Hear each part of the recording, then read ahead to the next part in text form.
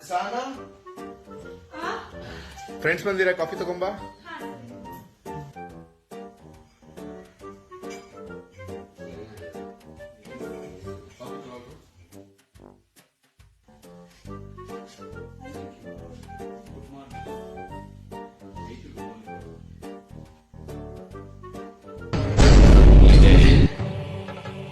ಇಲ್ಲೊಂದು ಸಮಸ್ಯೆ ಖಂಡಿತ ಇದೆ.